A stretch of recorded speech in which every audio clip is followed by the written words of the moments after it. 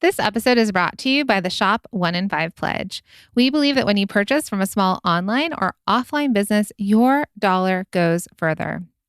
Hey friends, Mina and I created the Shop 1 in 5 Pledge, and we're inviting you to take it with us. It's a commitment to make 1 in 5 of your purchases from a small business, online or offline. It's a way to make an impact together where and when it matters most. Because the truth is, your purchasing power matters now more than ever.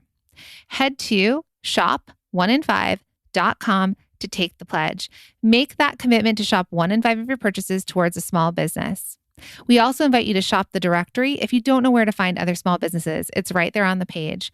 And we're asking for you to share the pledge. Imagine if each of us told 3 to 4 people about the Shop 1 in 5 pledge. It would be an incredible and life-changing for so many small businesses.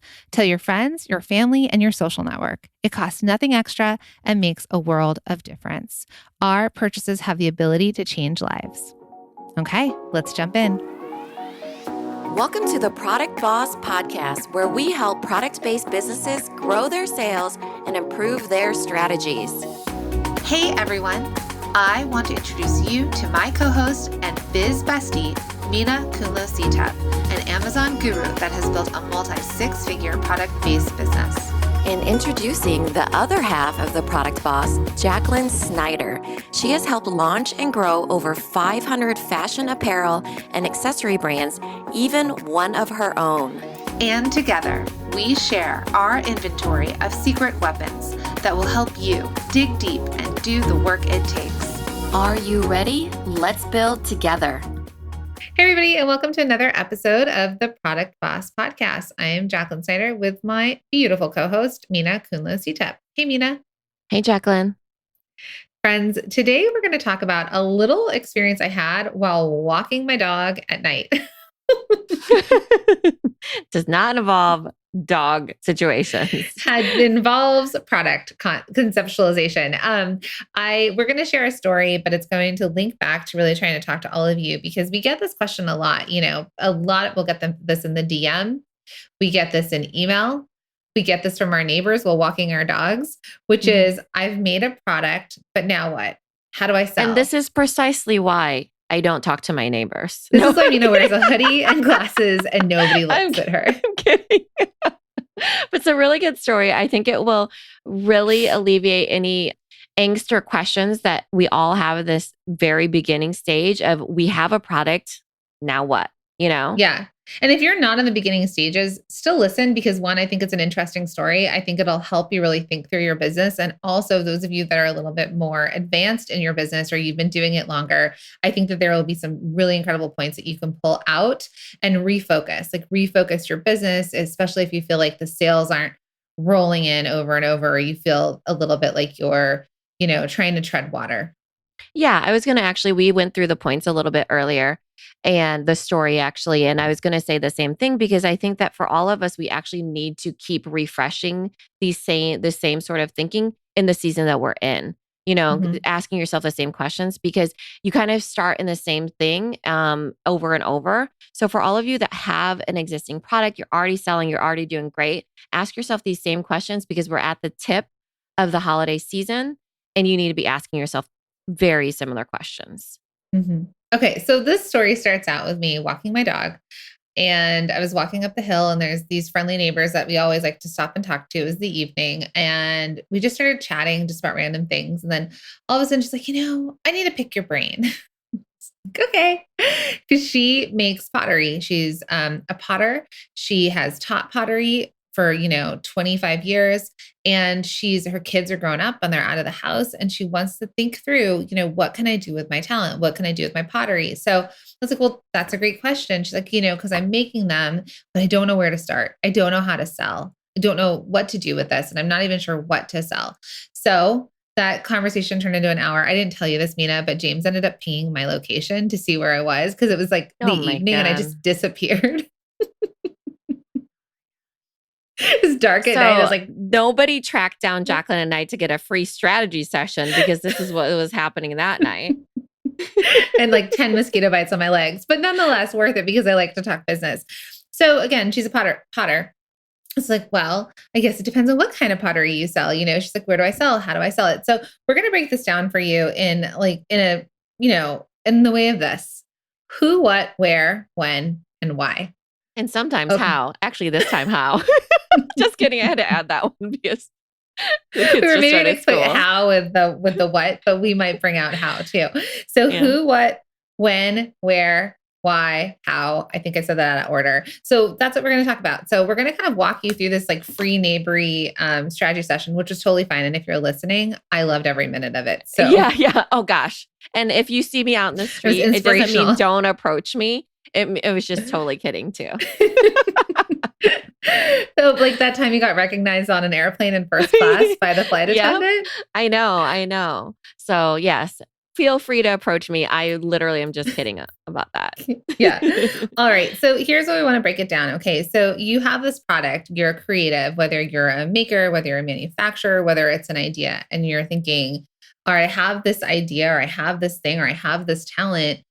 What do I do next? Like, where do I go with this? And so the first thing is the who, right? We're Mhm. going to talk about the who, because let's go back to, her name is Cindy. So I'll say, hey, Cindy. I was like, well, what does it look like? What kind of pottery? Sometimes you can have very earthy pottery. Sometimes you can have really like high end looking pottery, like Virginia Sins or Susan Gordon pottery, for example. I was telling her that one of our students in multi-shoe machine makes these beautiful mugs that look like animals, and it's kind of fun pottery. So you have to kind of decide. First, we need to know, I just wanted to understand her aesthetic, because the next part that it was going to take me to is like, who are you selling your product to? Yeah, who's it made for? So Mhm. Virginia Sin might be for the person that loves like modern, Minimalist minimalist pottery. Susan Gordon pottery might be for the Southern person that loves hostessing, that loves like the wavy bowls, or very and feminine. yeah, very feminine and, refined. So who is it for? But you start with, okay, what does it look like? What's the aesthetic? Especially if you're an artist, this is crucial because that's when you really understand that you have a artist voice to what you're making. You're not just making anything and everything for whoever. You have your artistry and you're figuring out who is willing to pay you for that artistry. Mhm. Who would appreciate your work? Who do you want to sell it to? So So before I got to her who though, right? Because it was hard to understand. I was like, I need to know what. I need to know what you're selling, what your product is. So we'll come back to who, but the what was, what is it? So she's like, well, let me show you what I've made. And she showed me these beautiful like birds that were more artsy. It was like more of a sculpture piece in pottery. Hmm. Then she showed me plates and cups that she's made. And then she showed me these sort of like vases for flowers that had a couple different looks. But she's like, I can do anything. I think that's sometimes the hardest part for creatives is when they feel like they have endless open opportunities, that they can create anything, they actually don't know where to start. So as we started talking about the pottery, I was like, they're all beautiful. She could do anything with it. So let's go back to the who. Who do you want to sell to? So we started chatting about it. She's like, well, let me show you these orchids. So she showed me these orchids in these beautiful vases. And she's like, funny story. I live outside of New York City, so there's a lot of money. Like there's the finance people that live in the burbs. And she works for this one person that has, like a $40 million home in Florida. So like that's the kind of money that she's like, I literally get paid to go in and take care of her orchids, is what she told me. I was Hmm. like, so when But you we all all listen to her, know orchids are very finicky. It's like having children, so they do require work. but we talk about Sticking up for this outsourcing. very wealthy woman that hires people. We always talk to you all about like ordering your groceries on Instacart or, maybe sending your laundry out for fluff and fold. Well, she gets paid to come in to take care of 20 orchids. A lot of money, she said, which is like next level outsourcing, that this woman doesn't even need to put an ice cube in her orchids. So she goes there and she does this. And this woman's very, very wealthy and she loves her orchids. And so I looked at my neighbor and I was like, okay, well, you have this like super special knowledge about orchids and how to keep them alive. You're known for these orchids in this wealthier group of women in this area in New Jersey. And you have access to somebody who has access to a lot of other people similar to that. So it's like, so I wonder if you would take these beautiful vases and you go towards this woman like this, because how much can you charge? Everyone gets stuck on pricing, which we'll get to. But this woman's obviously willing to pay someone to just come take care of her flowers, Mm-hmm. and she has access to other multimillionaire billionaires, however much money they have.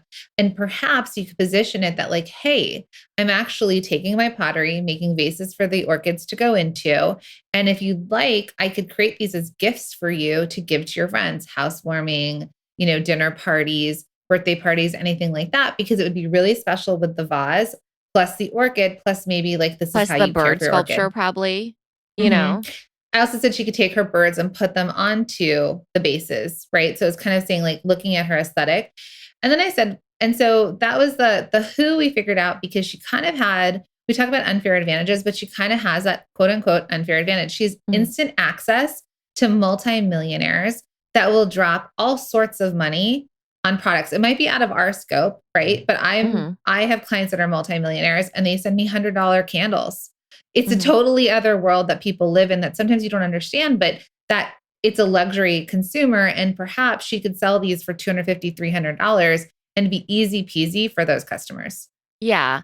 And just remember that right now we're getting down to the who. Who is going to buy these from her? And it's still a test because she doesn't know if this woman Mhm. is going to buy from her. But we need to have a reference point of, okay, this is potentially my ideal customer, and this is who I want to attract. If that woman does end up saying yes, then voila, you've made some sales, right? And you Mhm. confirmed that is my ideal customer because, yes, I do want them to buy from me, right? So you don't want to be attracting people you don't want to buy from you. That's just, some people, they want to sell to whoever and they realize that, oh, I'm attracting all these low tier customers or whatever else, or too high of tier customers, and they have all these other expectations or whatever it ends up being. But you find that whatever that is, and that serves as your reference point of your ideal customer, and you're going to see if that works. So now we have the what, which is orchid potted plants that are in her aesthetic that she loves to do. It's in her art,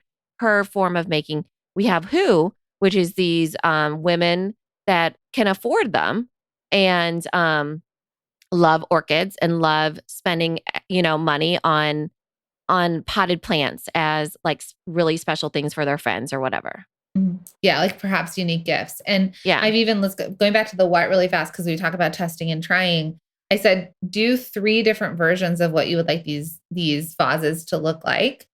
Present them to your ideal customer, which is this woman who already pays you to come in and water her plants, and see what she reaches for. See what she's like, oh, I love that.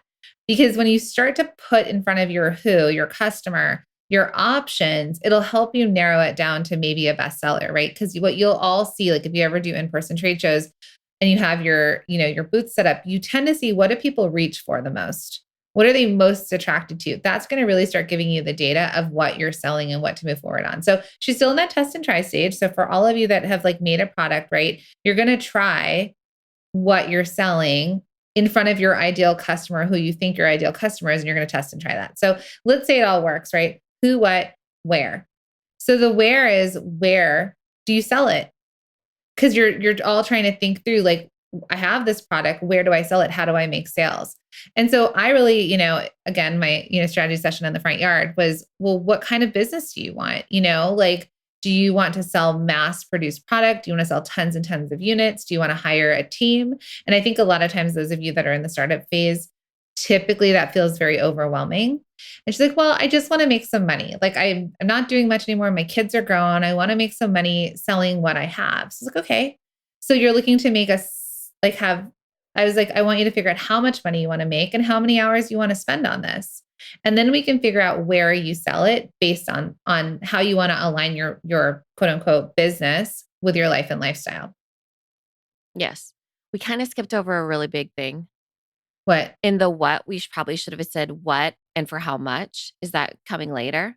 Yeah, we could do the how. Okay. Yeah, I think that comes first before you choose the where, because that will determine where you sell is Okay. how much you price for. Um, So should we add this back into the what part? no, no, no. I think we just talked this out. This case study for everybody is fluid. Okay. So Okay. we're going to talk this one out of how you could think about this, because when you're thinking about, okay, now this woman she has her ideal customer.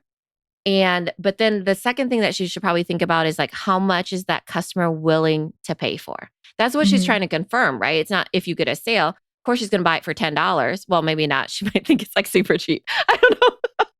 Well, But she was like, "Oh, I'm grossly underpricing," because she's like, maybe 150. Because I think especially when you're a maker, you don't have any concrete pricing to yeah, it. It's you kind of that self-doubt creeps in, right? Like you don't have confidence in the product. You're like, would anyone ever pay that? It's not always you or your friends who are going to pay it. It's your ideal customer, what yeah, they would right. pay. And then, so what was she pricing? She already had prices. She's kind of like when she did markets, because she used to do the in-person markets like, some years ago. She's like, I don't know, I'd probably sell it for 150 bucks. So I look at this orchid and this beautiful hand done vase. It's, kiln fired and all the things. And I'm like, okay. I know that my sister sent me on like flowers.com an orchid, and it cost her at least 80 to $100 to send me just an orchid in a base vase, whatever, from China that was imported that maybe was just like spray Mhm. painted, right? She spent $100 sending me that through an online company. So if that costs $100, and then you're telling me this handmade vase that you've just created that's huge and beautiful is 150 bucks with an orchid included, that is a steal of a deal. So she's Mhm. like, well, what would you price it for? And I was like, well, I would then, obviously, and we teach this in multi-stream machine, we figure out how to price your products, Yeah. right? And how to get your Mhm. margins. So labor and cost of goods and all that. And then she also has to decide what will the market bear. Yeah, exactly. What is her customer willing to buy? Because it's off-putting if it's too low, Mhm. and especially for her customer, right? And she has to find that sweet spot. So again, another test. What is her ideal customer willing to pay for? And it's not based off of this one woman. It is to a certain extent, but remember, we're trying to gather data here. So she's trying to see if her ideal customer, this one woman, buys for this particular amount and what she reaches for. But also, it's not just this one woman. She has to get into her community of people, essentially. Like, is this essentially her ideal customer? So I know it sounds like a lot, but just you're, it's kind of like presenting your minimum viable product, which is the orchid in the pot, and then bringing it to the ideal market to see, oh, okay, I'm bringing it to you. So pricing is something that is not easy enough to, smush into this particular podcast episode, but she will have to understand that she has to think about what her ideal customer wants to pay for it. Hey, Mina, quick question. How many times have you heard stories from product bosses that waited until the week before Black Friday to even think about their holiday promotion plans? More times than I can even count. Okay, well, not this year. Successful product bosses know that the key to seeing a snowball of sales throughout the holiday is preparing their promotions now. And that's exactly what we're going to do together during our 5-day challenge, which kicks off September 13th. But have you ever wondered if a free training is really worth it? We're not judging here, I swear. We know that there's so much information out there that it's hard to tell what's actually going to move the needle in your business. But here's the thing, the Rock Your Holiday Promotions Challenge is 100% worth your time and energy because it actually creates results in your business. And that's not just us humble bragging. It's proof from our previous challenge participants who have shown up, gone through the action items, and have seen some big payoffs, literally, like Ashley of Ever After Baby. Ashley said, planning ahead for the holidays for Rock Your Holiday Promotions has helped change how I plan promotions all year long. Right? Wow. When she first joined the Rock Your Holidays challenge, she felt like she never knew how to go about setting up her promotions for the holiday season. So she attended the challenge, went through each day's training, and implemented the action steps. Not only did she have her promotions organized by the end of the challenge, She actually tripled her sales from the previous holiday season using what she learned inside the challenge. she then went on to join Multi-Stream Machine, got her bestsellers onto Amazon, and grew her revenue even more while growing her Facebook following 10 times and her email list by 4 times. Wow. Okay, so you must be thinking, what does this have to do with you, friend? Well, it's just a preview of what you could do in just 5 days when you participate in the Rock Your Holiday Promotions challenge? Okay, so we start on Monday, September 13th. It is totally free. You can go sign up at rockyourholidaypromotions.com or just click the link in the show notes and we will see you inside. But here's the thing, right? Because some of you might be like not going for the luxury customer, and Yeah. some of you might be thinking, oh no, like no one would ever pay this. So you're thinking of, I'm going to say this with a loving heart, but like the Walmart customer, right? Yeah. Someone who's like, that's where they buy all of their stuff and they're not concerned with like, they don't spend more money on things. So there's the hard costs. What does it actually cost to make your product, including labor, which here's your tip, your biggest tip if you take anything away from this, that you include labor into it. I know that's another big hard part. And we talk about this in multi-stream machine that makers especially are like, well, what would I pay? Like you either overprice yourself and they're like, I'm $100 an hour, or you grossly underestimate yourself. Yeah. So figure out what you would hire someone for to do that. And that's your labor. Okay. So you get the hard costs of the pricing. And then we teach this in multi-stream machine on like how to get the right pricing, right margins so that you're profitable. But then you have the ability to scale up from there. If you're like, let's just say it costs her $50 to make it. Mm-hmm. But if she thinks someone would pay $500 for it and the market would bear it, she could, not that she is, but she could charge $500. Mm-hmm. So because it goes back to your ideal customer, I'm telling all of you that Chanel and Louis Vuitton and all that, to manufacture that product is not more expensive than some of the other clothes that are made, but the value in the market, the customer, what they're willing to spend, allows for a higher price. When you're thinking about Louis Vuitton, that's a certain type of customer. If you're thinking these women that are her ideal customer that she's testing are orchid customers. It's not daisy customers, it's not tulip customers. We're talking orchid customers. It's 20 orchids in my house, and I actually have someone I hired to come mist them for me weekly, right? Like misting. She's an orchid mister, right? But, so really keep that in mind. So now we're moving to where, which is what we're thinking of, because you have to know what you're pricing at in order to know, where you can go, but also where your customers are. Her customers are not on Amazon.com usually. Like that's not the Louis Vuitton, the orchid customer. Her customers probably, if they're at that level, they may not even be on social media. Yeah. Like they're not shopping Instagram to be like, oh, I'm going to go discover these new brands. Like this woman also has the customer also has like a personal in-house secretary that like literally does everything. Right. Mm-hmm. So again, I know this is some crazy other customer we're talking about that's like out of a lot of our scopes, but it's like talking about a unicorn. Yeah. But just to share with you that, this world exists. So the where. So my offering to her, my idea for her was like, okay, so the where you sell is one, word of mouth. This woman can be her quote unquote influencer, but in real life, you have a close relationship with her. You could take her these, you can give her a price and say, hey, these are, and create the link for her. Say, if you ever need a gift for anyone, I can create these potted plants for you. Here are your 3 options. Just let me know. I'll create it. I'll even bring it over to you. So it's a higher level of like customer service, but the influencer is the wealthy woman because she now is friends with other wealthy women that also buy gifts for other wealthy women. Right. Yeah. So if you think about that as this like of customers with more customers, it's the ultimate organic marketing influencer realm. And that's really the way it does work in very wealthy people. I worked in the banking industry for a very long time. And the way that you got in was literally by referral, and otherwise you just did not get in.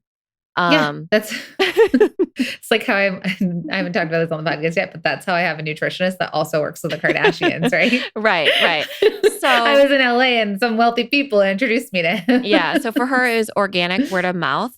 And she had to up level her experience that she was giving the customer. So that type of customer really loves high touch, meaning, what can I do for that person to give them the extra layer? I can deliver it for them. I can, price it in a certain way. They're not going to gift something that they got for $100. I will tell you that.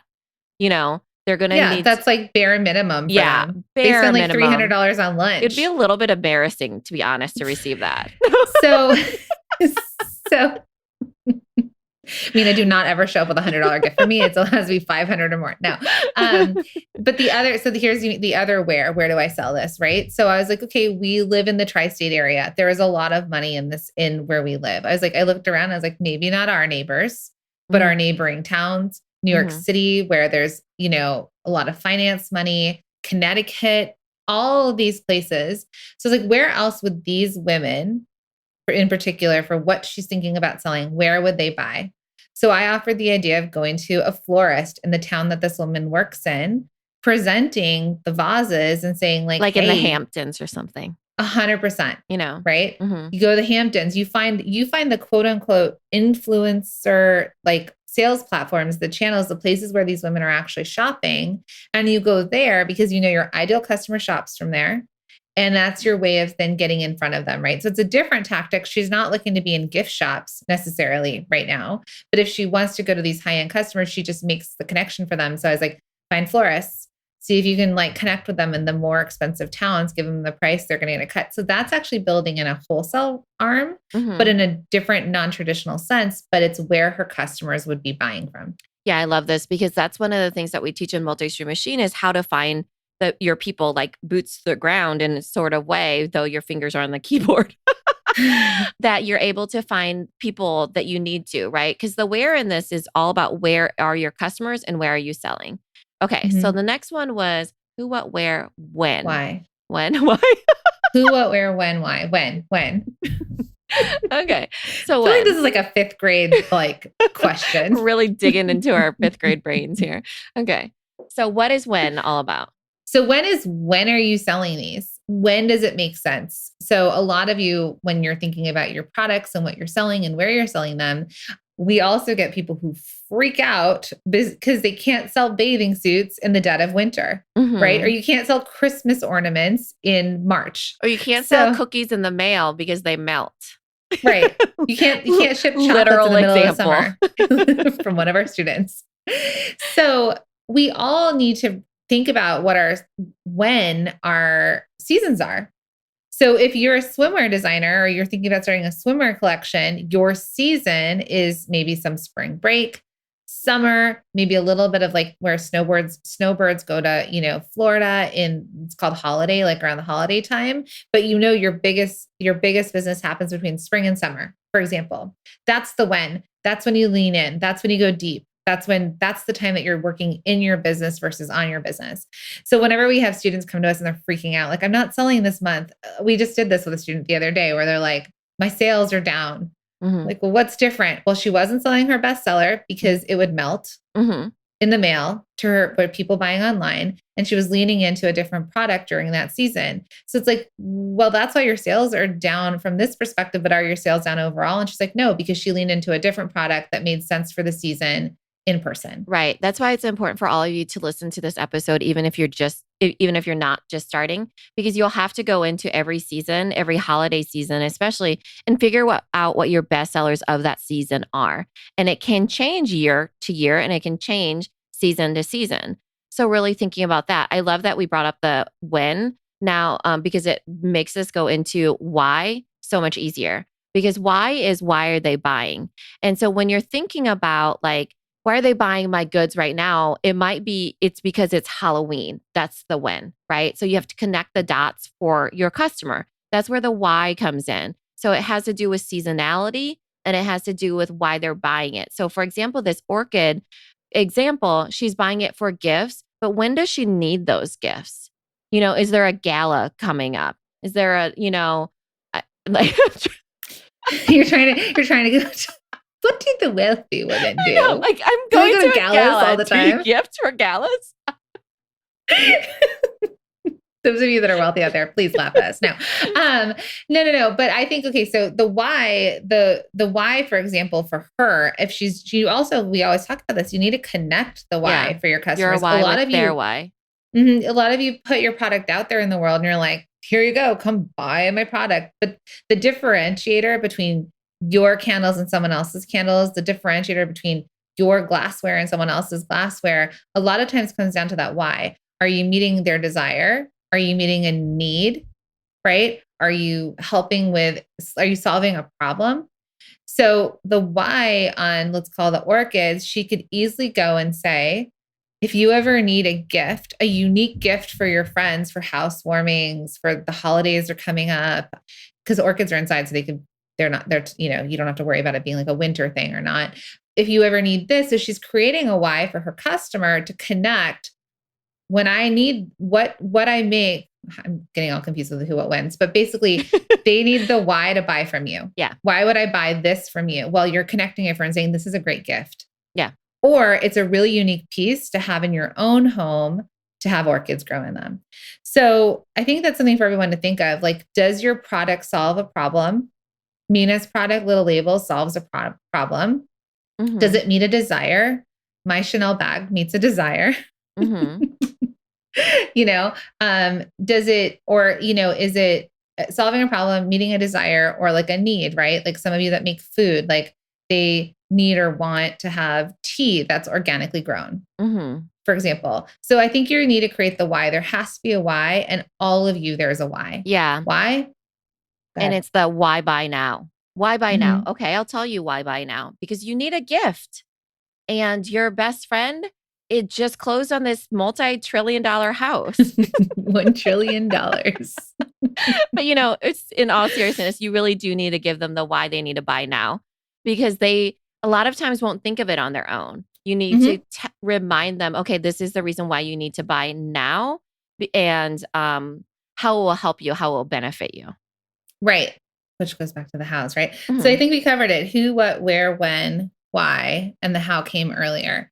So if you're really trying to think about your product and now what, you kind of have to go back to that, right? The who is, who are you selling it to? The what is, what product are you selling? And what are you price? leaning into? Yeah.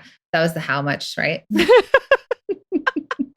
So I keep messing this one up. You guys get the what gist. And how. What are you pricing it for? How much is it? Who, what, where? Where are you selling it? Where are your customers showing up to buy? When do they actually want to buy this from you? When does it make sense? And then what's in that last one? What, where, when? Why? You're so smart. No, this is a really good example. I feel like, this is fundamentally how you sell. I know it's like it's because we're trying to link this example, and it feels like this example is very far away and we're working through the fundamentals, but you really do need to know. So why are they buying from you, and why are they buying from you right now was the last one. So right. I know we kind of like this is the first on the fly teaching of this, but it is actually really beneficial if you have a product or if you don't have a product yet. So I hope that this helps as you're trying to really think through it. Find your customer, figure out what they want, how they want it, where they're buying. Why should they buy it from you and not someone else? And I think that will really help you sort of start to niche down and understand your product and your business. And then you can take that, and that's what you can scale. When you know these fundamentals, like Mina said, that's the thing. That's what we see then, our students in Multi-Stream Machine, they're closer to this. They're starting to get a handle on this concept. And then they're able to then take this product, lean into their marketing and their visibility, lean into their sales, really clean up their systems, and then skyrocket from there, right? We've seen so many incredible growth stories come out of our Multi-Stream Machine students once they figured this out, and then they took it and then they made more sales with it. Yeah, they're able to wrap their minds around it because, starting a business or growing a business is a very complicated thing. There's lots of layers, lots of seasons, lots of things that are happening. So when you're able to break it down and really think about it in your mind in a certain way, who, what, where, when, why, it's really easy. That's why they appreciate that our modules are really simple, but actionable, because lots of times the thing that stops you is that you can't wrap your mind around it, And so hopefully you got as much pleasure out of that example. At least you'll remember the words. Go back to it. Go back to this. You'll just be like, oh yeah, remember Jacqueline and Mina were messing this up? So am I. But at least I can go back to it. Yeah. Let us know if this was helpful. We'd love to hear from you on Instagram. Send us a DM. So if you don't already follow us at The Product Boss, and send us a DM. Let us know if it was helpful. And we can't wait to see you all grow. Yeah. Thanks, everybody. Thank you for being here and listening all the way through the Product Boss podcast. If you love our show and it has helped you in any way in your business, would you mind doing 2 things for us? Subscribe to the show so you never miss an episode, and leave us a review. Reviews help other product entrepreneurs know that this is the place to be to grow their businesses and realize that they're not alone. And we know that you all know that a 5-star and honest review helps you sell more products to more people. So you know that your reviews help us reach more listeners around the world. Remember, what we give is what we receive, and we are all about helping each other in the Product Boss community. We are all in this together. We would be so appreciative of you if you could take the time right now to subscribe, leave a review, and even share this episode on social or someone you know so we can impact more lives. And remember, subscribing means that you will get notified each time we release a new episode so you never miss a thing. You have helped us grow and climb into the top 10 of all marketing podcasts, and together we can keep climbing. Thank you, friends. And remember, there is room at the top for all of us. This episode is brought to you by the Shop 1 in 5 Pledge. We believe that when you purchase from a small online or offline business, your dollar goes further. Hey friends, Mina and I created the Shop 1 in 5 Pledge, and we're inviting you to take the pledge with us. It's a commitment to make 1 in 5 of your purchases from a small business, online or offline. It's a way to make an impact together where and when it matters most. Because the truth is, your purchasing power matters now more than ever. We're inviting you to take the pledge if you head to shop1in5.com. The link is in the show notes. And when you get there, please make sure to share the pledge with your friends, your family, and your customers. Let's invite everyone to take the Shop 1 in 5 pledge so that we can all use our purchasing power to change lives.